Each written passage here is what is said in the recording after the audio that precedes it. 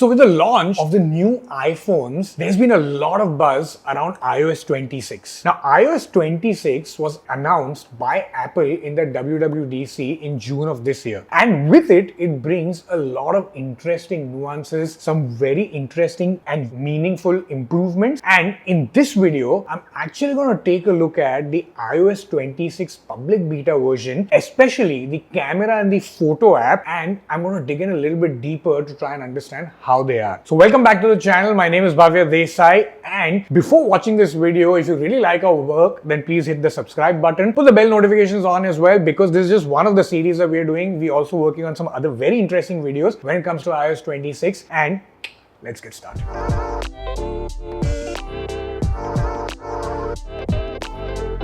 This is the public beta version of iOS 26. But before I talk about this thing, about the camera and the photo app, let me just give you a quick rundown of how you can actually get your iOS 26 public beta. iOS 26 is supported on iPhone 11 and newer, and also this includes the iPhone SE, which is second generation and later. You just head over to the Apple website, you register using your Apple ID for the public beta program. Once you've done that, you can just go onto your iOS device and just put the public beta on, and then you get the iOS 26 file, and then you just have to install it and you're good to go. But a good pro tip, before you do this thing, please make sure that you always back up your devices. It's always a good idea to do that so that you don't lose any data. Now let's talk about what's new in the iOS 26 camera app. The camera app gets a fresh makeover with a minimalistic UI and a new app icon. The interface is cleaner, reducing clutter while still keeping essential tools easily accessible. Quick access toggles for flash and live photos are now located at the top right. You can also show and hide them in the settings, though the customization is limited only few things. Tapping the photo preview opens additional settings, much more ergonomic than the tiny drop down we had earlier, especially for someone like me who has fat fingers. On the top left, you'll find image format options like RAW and HEIC, which switches to FPS and resolution toggles in video mode. There is still no JPEG format, which you can directly choose from here. The navigation also is very intuitive and easy. Swiping left or right to switch between modes feels intuitive. While the scrolling seems very intuitive when it comes to the regular phone, inside the camera app, I found it slightly irritating because similar to the trackpad on the MacBook, it actually scrolls in the reverse direction of what you are doing. So that is something which is irritating, and I'm sure that Apple will fix this in one of its recent updates, because inside the trackpad on a MacBook, you actually have the toggle to switch it on and off to understand what you like, but in this I couldn't find it. A new standout feature is Spatial Photos, which is capturing pseudo 3D images that look fantastic when viewed with depth. However, there are certain limitations here. For example, this only works on landscape mode, and that feels a little restrictive. Now let's move over to the Photos app. Now the Photos app sees some welcome changes. The familiar library view makes a return. Swipe up and down to scroll, and right and left to access collections. Now while I wasn't a fan of collections when it was launched in iOS 18, I've really grown to appreciate them. Now I sort of missed that layout at the get-go. Don't kill me in the messages, but do let me know what you like, whether you still prefer the collections or do you now prefer the new look of the library. Now search has moved to the bottom, which is much easier to reach and use one-handed. Apple has also reduced the height of bottom navigation bars, allowing more visual real estate for photos and edits. Now, when we talk specifically about Collections tab, you can toggle between small, large, and dynamic grid views, which is very interesting. You also have the options to collapse or expand individual sections for a cleaner scroll experience. Now, one of the most interesting things is also the search functionality inside the Photos app is improved. There's improved recognition, which works really well with basic searches. Of course, the results may vary depending on how complex your query is, but in general, it's a definite upgrade from iOS 18. And more importantly, it just learns intuitively from what you keep searching. Now, one of the interesting features is the visual lookup, or circle to search as you may call it, on Android phones. Now, this debuts on iOS 26 but is currently limited to only screenshots. Ideally, I'd like to point my camera at something and search directly, much like what most of the Android devices do, but still it's functional, offering an option to ask ChatGPT or Apple Intelligence for more info if needed. Now let's talk quickly about the UI and the design overhaul.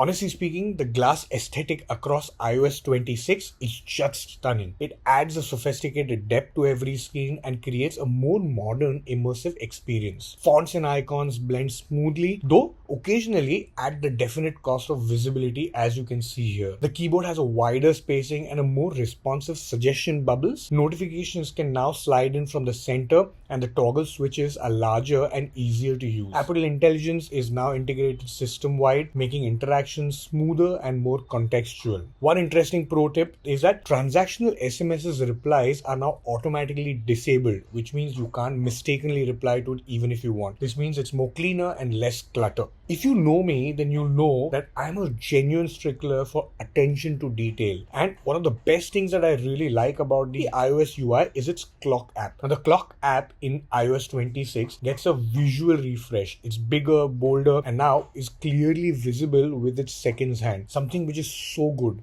Now, wallpaper and widgets are also more customizable in this. You can now hide the app labels for a cleaner home screen. You can obviously make them come back as well. Enlarge the lock screen. You can also enable wallpaper extensions for a seamless edge-to-edge feel, something which I really like. So, of course, as you can see now, you can create and save these wallpapers as spatial photos as well.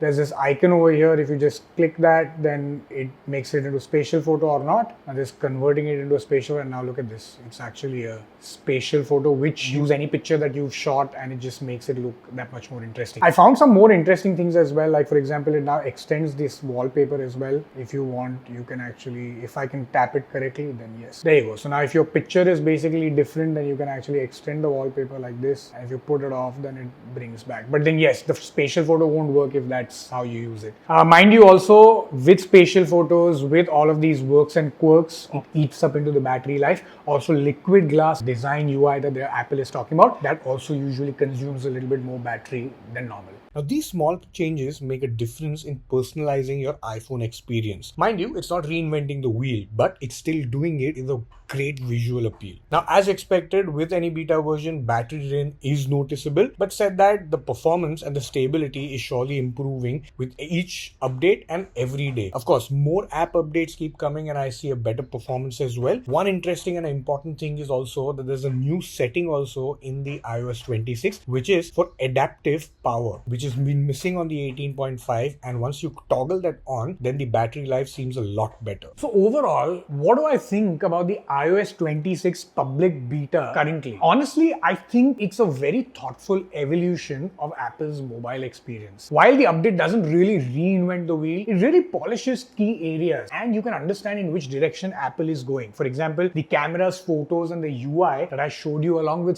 these small everyday usability touches, this just makes it a little bit smoother, more modern interface that feels a little bit refined and surely more functional and powerful. Of course, it definitely isn't perfect. It surely lacks some of the features which probably need a little bit more broader compatibility. But I think Apple is surely moving in a right direction because their idea is to create something which is a little bit more immersive, a little bit more intelligent. Now, let me know in the comments what you think, or if you've already upgraded to the iOS 26 public beta. And of course, if you want a deeper dive into the Apple Intelligence, or also you want me to uncover some of the more hidden gems, so let me know in the comments. And of course, do stick around because there's a lot more that we're going to do. Like, share, and subscribe to our channel. And until next time, happy viewing.